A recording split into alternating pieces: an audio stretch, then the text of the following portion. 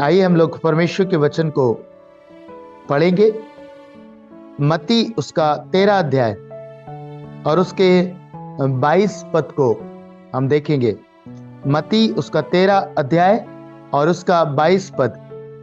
जो झाड़ियों में बोया गया ये वह है जो वचन को सुनता है, पर इस संसार की चिंता और धन का धोखा वचन को दबाता है और विफल नहीं लाता।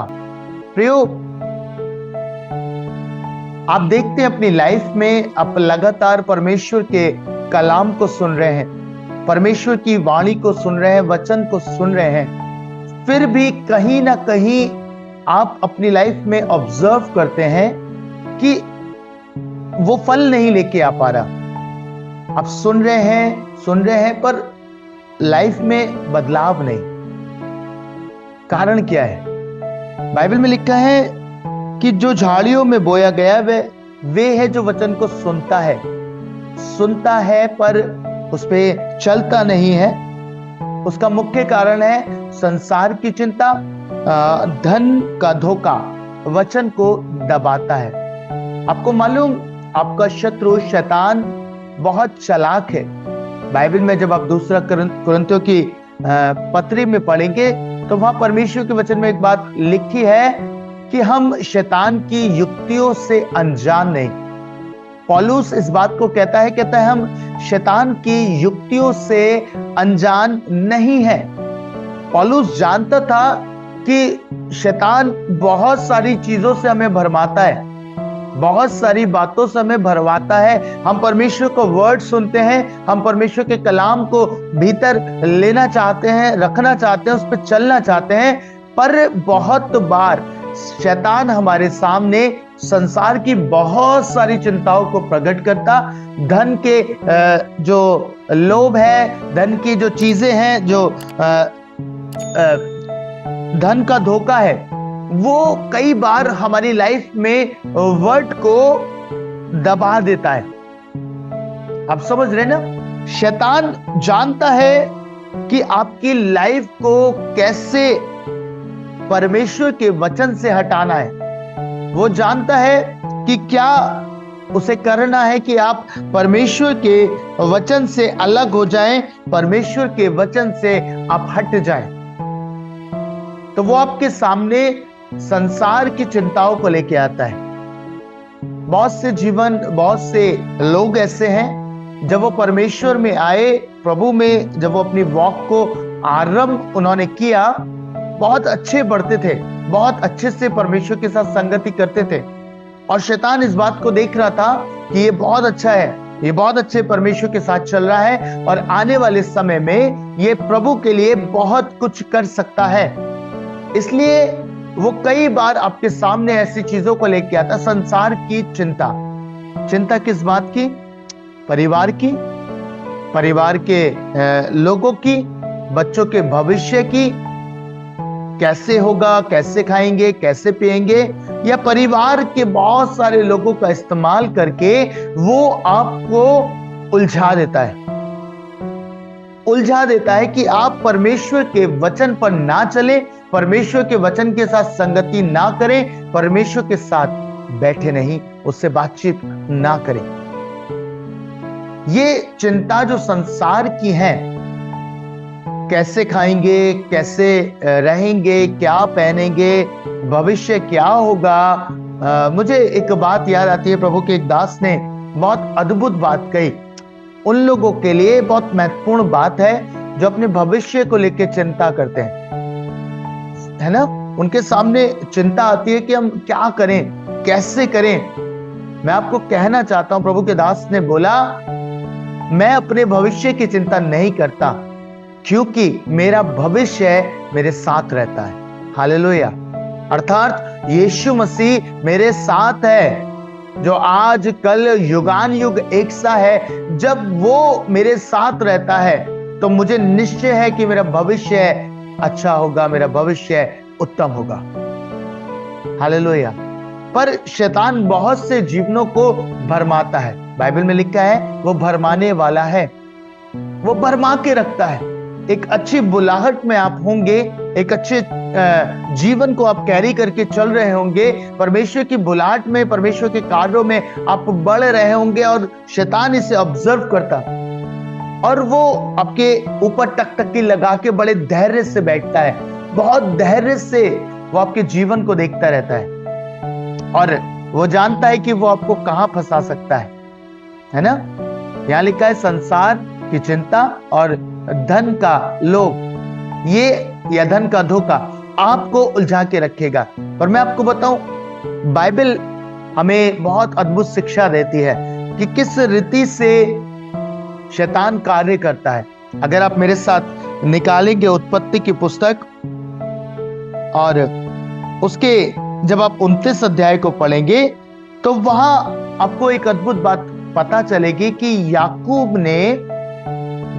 याकूब जब लाबान के पास गया और लाबान से उसने बातचीत करी, उसका दिल जो था वो राहेल पे आ गया था। उसे राहेल बहुत प्रिय जान पड़ रही थी, वो राहेल से बहुत प्यार करने लगा, उसकी तरफ आकर्षित होने लगा। तो उसने लाबान से बातचीत करी और लाबान उसे कुछ कहता है, सुनिएगा, लिखा है 15 पद में, तब लाबान ने याकूब से कहा, कुटुंबी होने के कारण तुझसे मुफ्त में सेवा कराना मेरे लिए उचित नहीं है, इसलिए कह मैं तुझे सेवा के बदले क्या दूं।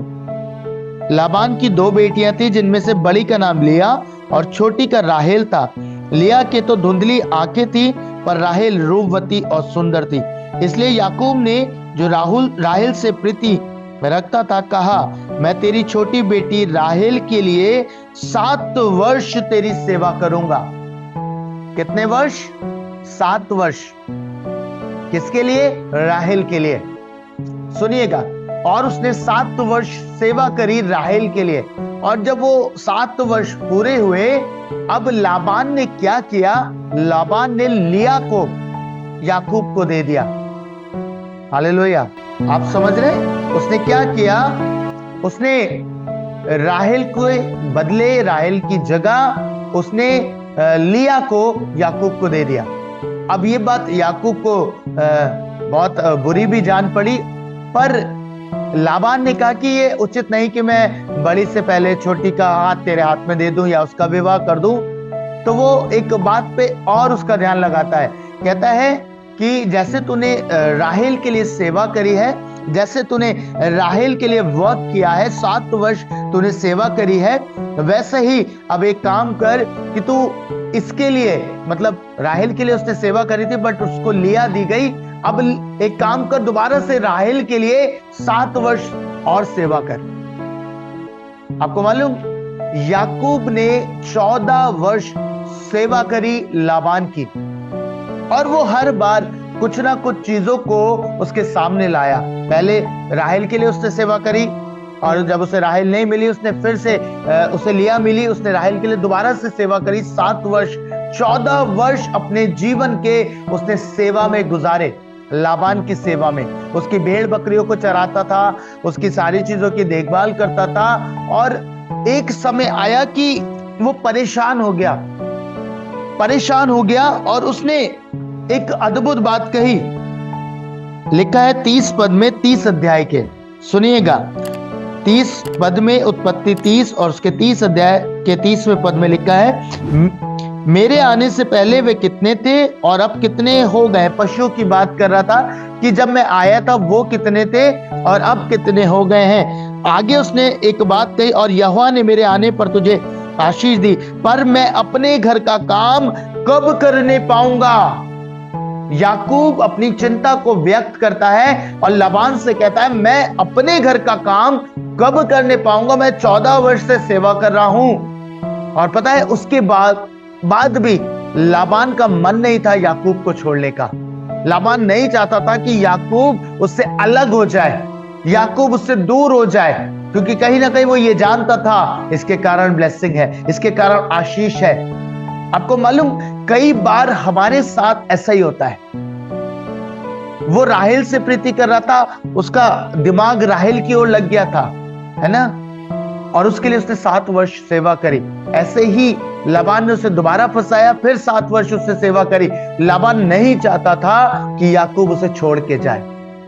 शैतान भी कहीं ना कहीं प्रियो नहीं चाहता कि आप उसके राज्य से बाहर निकल जाए, आप उसकी गिरफ्त से बाहर निकल जाए। वो चाहता है आप निरंतर उसकी सेवा करते रहे। वो संसार का प्रलोभन आपके सामने रखता है, संसार का चकाचौंध आपके सामने लेके आता है ना। जैसे राहेल से याकूब प्रीति करने लगा क्योंकि वो उसे अच्छी लगी, ऐसे ही बहुत से जीवन संसार से, संसार के प्रलोभन में फंसकर संसार की बातों से प्रेम करने लगते हैं। और शैतान जानता है मैंने इस प्रलोभन में फंसाऊंगा और ये गिर जाएंगे, उसे कुछ नहीं करना पड़ेगा, बस वो आपको उलझा के रखेगा।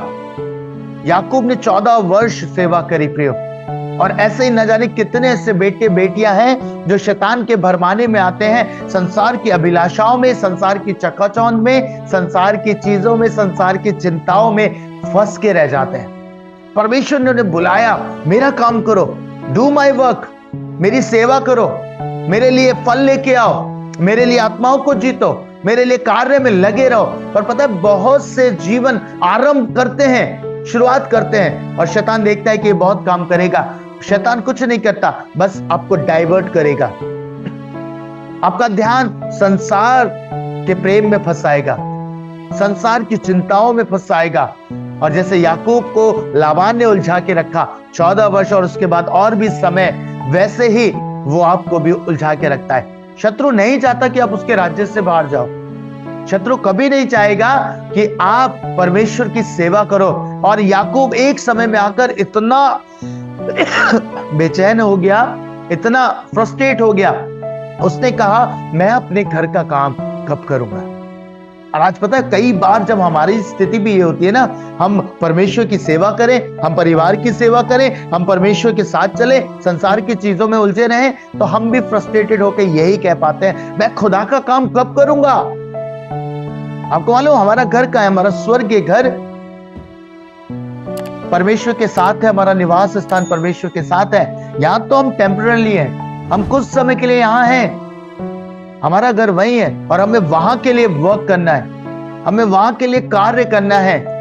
प्रियो, मैं विश्वास करता हूं जितने मुझे सुन रहे हैं, कहीं ना कहीं उनकी लाइफ से ये चीजें होके गई हैं, और हो सकता है बहुत से लोगों के साथ ये चल रहा है। आप याद रखिए, आपको उसकी युक्तियों को जानना पड़ेगा। शैतान के भरमाने में आपको नहीं आना। वो आपके सामने संसार की चकाचौंध लेके आएगा, संसार की चीजें लेके आएगा, पर आपको उसके भरमाने में नहीं आना। भले ही 14 साल के बाद ही सही, याकूब को यह रियलाइज हुआ कि मैं अपने घर का काम कब करूंगा। और आज जब परमेश्वर आपसे बात कर रहे हैं, तो परमेश्वर चाहते हैं आप भी ये रियलाइज करें, आप कब खुदा का काम करेंगे, आप कब उसके साथ रहेंगे, आप कब उसकी बातों को जानेंगे। क्या जीवन भर इन्हीं बातों में फंसे रहेंगे, संसार की चीजों में फंसे रहेंगे, जो एक समय के बाद नाश हो जाएंगी, जो एक समय के बाद खत्म हो जाएंगी। बाइबल बताती है कि संसार की चीजें मिटती जाती हैं, ये ठहरी हुई वस्तुएं नहीं है प्रियो। इसीलिए कुलुस्सियों की पत्री में पौलुस ने कहा स्वर्गीय वस्तुओं की ओर ध्यान लगाओ। कहां ध्यान लगाओ? स्वर्गीय वस्तुओं की ओर ध्यान लगाओ। वो कहता है पृथ्वी की वस्तुओं की ओर ध्यान मत लगाओ, वरन स्वर्गीय वस्तुओं की ओर ध्यान लगाओ। और आज भी पता नहीं कितने ऐसे जीवन हैं जो स्वर्गीय वस्तुओं की ओर नहीं, वरन संसार की वस्तुओं की ओर ही ध्यान लगाए हुए हैं। हालेलुया। आप समझ पा रहे हैं? परमेश्वर चाह रहे हैं आपके पता नहीं कितने साल आज शैतान ने बर्बाद करे, मैं नहीं जानता कितने वर्ष आपने संसार में बिता दिए, कितने समय आप संसार की बातों से ही प्रेम करते रहे, कितना वक्त आपने संसार में ही गुजार दिया। परमेश्वर चाहते हैं कि आप अब परमेश्वर की बातों की ओर ध्यान लगाएं, अब परमेश्वर की चीजों की ओर ध्यान लगाएं, उसके घर के कार्य की ओर ध्यान लगाएं। Hallelujah, hallelujah. कितने ऐसे हैं जो अभी तक शैतान के फंदे से बाहर नहीं आए।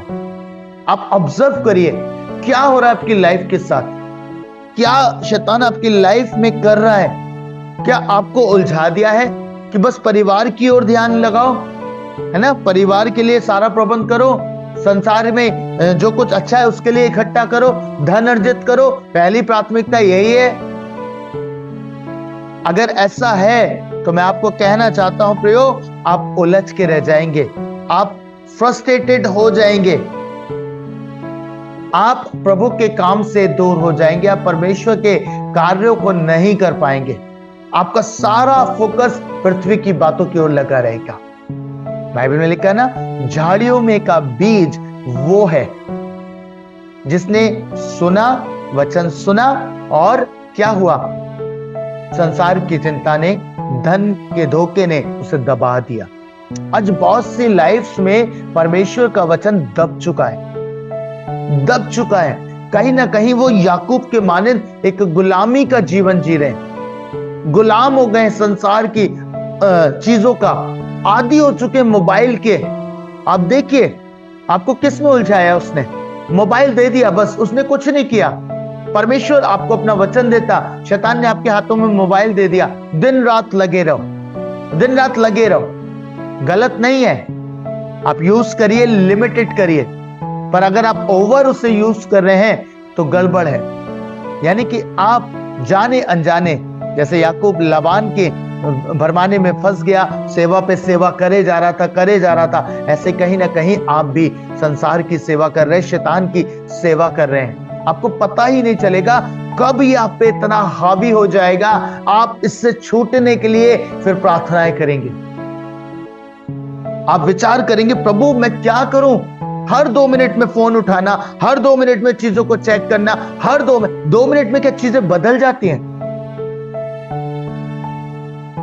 आपने कभी सोचा प्रियो, शैतान आपको फंसा रहा है, आपको भरमा रहा है कि आप बस उसी की सेवा करते रहें, आप उसके राज्य से बाहर ना आए, आप परमेश्वर के राज्य में ना आए। आपको मालूम है, हम जिस समय में जी रहे हैं, हम बिल्कुल निकट हैं, कभी भी प्रभु आ सकता है, कभी भी हमें ले जा सकता है, हम इतने निकट आ चुके हैं। बड़े बड़े दास अब इस बातों को कह रहे हैं कि हम इतने निकट हैं कि हम सालों में भी नहीं, हम दिनों में आ चुके हैं। आप सोच के देखिए हम कितना निकट है, पर आज भी हमारी अवस्था क्या है, हमारी स्थिति क्या है, हमने अपनी लाइफ को क्या बना के रखा है, क्या अभी भी हम प्रिपेयर हुए हैं। याकूब को 14 साल या उससे और सालों के बाद ये समझ में आया, मुझे अपने घर का काम करना है। घर मतलब आज के संदर्भ में बात करो, मुझे परमेश्वर का काम करना है, मुझे स्वर्ग के लिए काम करना है, स्वर्ग में जो मेरा घर बन रहा है उसके लिए मुझे काम करना है। और हम किन किन बातों में लगे हुए, हमारी स्थिति क्या है, हमारी सोच क्या कर दी है शैतान ने। हम गुलामी का जीवन जी रहे हैं, किसी ना किसी चीज के हम गुलाम बन चुके हैं। बहुत से जीवन मैंने देखा जो ये कहते हैं कि नशा कल छोड़ेंगे, परसों छोड़ेंगे, 2 दिन बाद छोड़ देंगे। क्यों नहीं छोड़ पा रहे? जाने अनजाने गुलामी में आप चले गए। परमेश्वर आज आपको पुकारता, आपको बुलाता है, अपने घर की चिंता करो, परमेश्वर के वचन की चिंता करो। परमेश्वर के साथ आपका निवास स्थान है, आपको उसी के साथ लाइफ को जीना है। सारी बातों को एक तरफ रखो, परिवार को समय दो, यस जरूरी है, पर लिमिट। परमेश्वर के साथ जो समय आपका है उसे कोई चुराने ना पाए, उसे कभी कोई आपकी लाइफ से अलग ना करने पाए। आपको मालूम, जब आप निर्गमन की पुस्तक पढ़ते हैं, वहां पे फिरौन इजराइलियों से क्या कहता है? इजरायली जब कहते हैं हमें जाने दे, हमें निकलने दे, हम परमेश्वर की आराधना करें और हम आराधना करने जाएंगे, हमें जाने दे, पता है क्या करता है? पहली बार जब वो बात होती है तो कहता है एक काम करो, पुरुष ही पुरुष चले जाओ, पुरुष ही पुरुष जाके आराधना करो, है ना। फिर आगे कहता है एक काम करो, तुम सब जाओ, अपने जानवरों को यहाँ छोड़ जाओ, है ना, और बहुत दूर मत जाना। तीसरी बार कहता है बहुत दूर मत जाओ, यहीं रह के आराधना करो ना, आराधना ही तो करनी है, यहाँ रह के भी करा जा सकता है, यहीं रह के करो, क्यों जा रहे हो मिस्र से बाहर? यही तीनों चीजें आपके साथ भी वो करता है। ठीक है, तुम्हें परमेश्वर के साथ संगति करनी है, क्या है? पाप मत छोड़ो, वचन भी पढ़ो, प्रार्थना भी करो, है ना, नशा मत छोड़ो, मोबाइल मत छोड़ो, है ना, कई घंटे मोबाइल चलाओ, आधा घंटा बाइबल पढ़ लो। ऐसे बहुत सारे प्रलोभन वो मेरे और आपके सामने रखता है ना। कई बार वो कहता है परिवार को मत लेके आओ, ठीक है तुम आ गए तुम ठीक हो, परिवार को छोड़ दो, परिवार की चिंता मत करो, उनके उद्धार के लिए काम मत करो। और हम लगे हैं कि ठीक है प्रभु मैं तो आऊंगा, मैं तो स्वर्ग में जाऊंगा। उनका क्या, जिनकी जिम्मेदारी आपके ऊपर परमेश्वर ने डाली है। कब करेंगे हम परमेश्वर के घर का काम, कब करेंगे हम परमेश्वर की सेवा। शैतान हमें कई सालों से भरमारा है और आज भी उसकी युक्ति काम करती है। आपको मालूम, आज भी बहुत से जीवन उसकी युक्तियों से अनजान है। उन्हें नहीं पता कि उनके जीवन में वो किस तरीके से काम कर रहा है। आपके हर एक स्टेप को वो जानता है। आपको मालूम, हर एक स्टेप उसके सामने है, वो जानता। आपको इतना ऑब्जर्व किया है उसने, जितना आपने ना अपने परिवार को देखा होगा, ना आपने एक आत्मिक जीवन को देख के ऑब्जर्व किया होगा, जितना शैतान ने आपको पढ़ा है, जितना उसने आपको रीड किया है। आप हल्के में मत लीजिएगा उससे। आपको मालूम, वो बड़े धैर्यवान होकर आपके छोटे छोटे स्टेप्स को देखता है। वो आपकी सारी कमजोरियों को इकट्ठा करता है, आपकी ताकत को इकट्ठा करता है। वो जानता आप कहां कमजोर है, कहां आप गिर सकते हैं।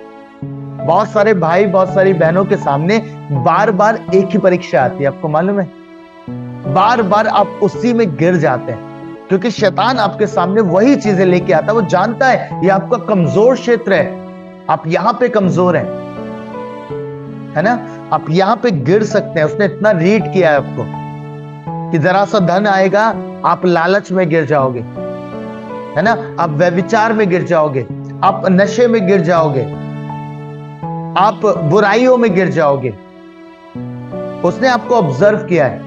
बहुत सारे जीवन है ना जो पीठ पीछे बहुत बुराइयां करते हैं, बहुत ज्यादा पीछे से कुछ ना कुछ लगे रहते हैं बुराई करने में लोगों की ना।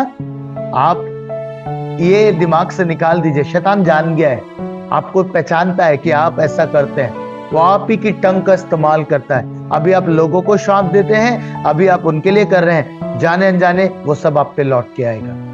आप लोगों की बुराइयां करते हैं, आप लोगों के विषय में बातें करते हैं, पीठ पीछे बहुत सारी बातें आपकी चलती रहती हैं। याद रखिए, शैतान ने ऑब्जर्व कर लिया है, ये आपका स्वभाव है।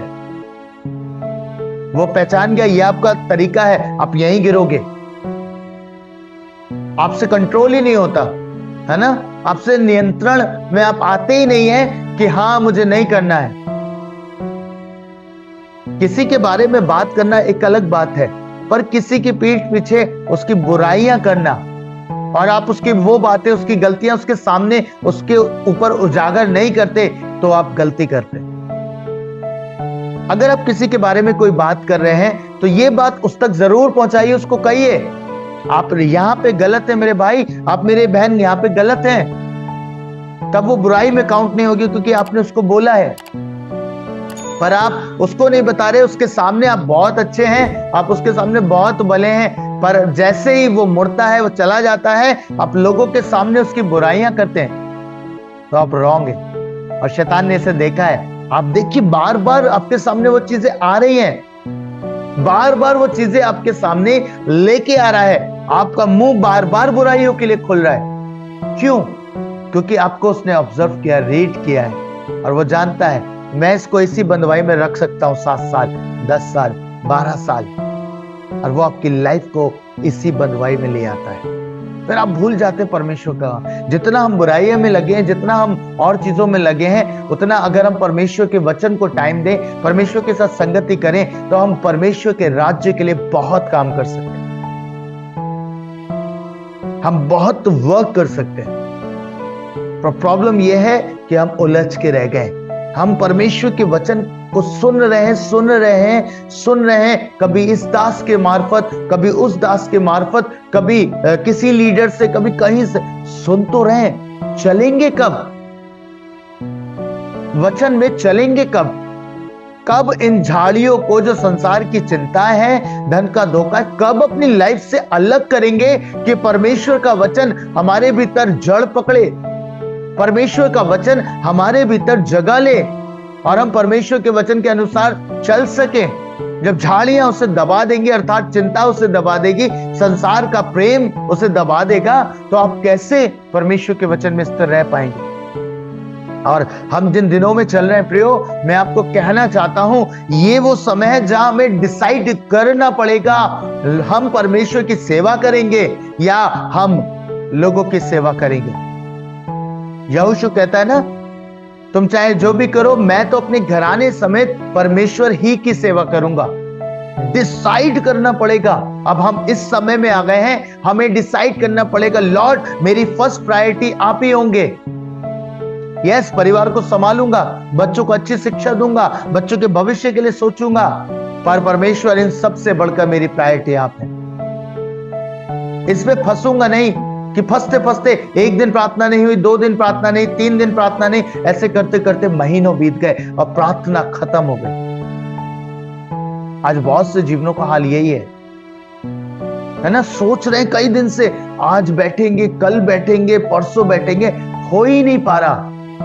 क्यों? क्योंकि आपको भरमाया है इसने, आप फंस गए और अब आप अंदर से यही सवाल लेके बैठे याकूब की तरह, मैं अपने घर का काम कब करने पाऊंगा, कब प्रभु आपकी सेवा करूंगा? आपको बाहर आना पड़ेगा।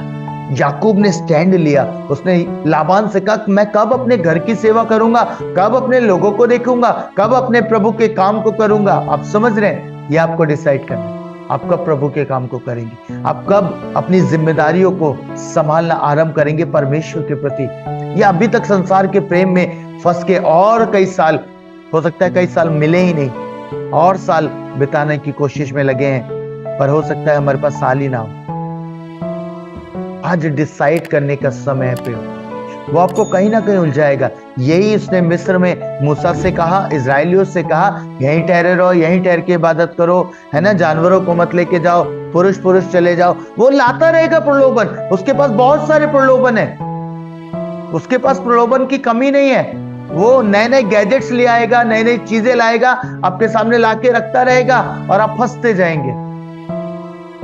नई नई चीजें आपके सामने आएंगे, आप फंसते जाएंगे, कभी इसके प्रेम में, कभी उसके प्रेम में, है ना?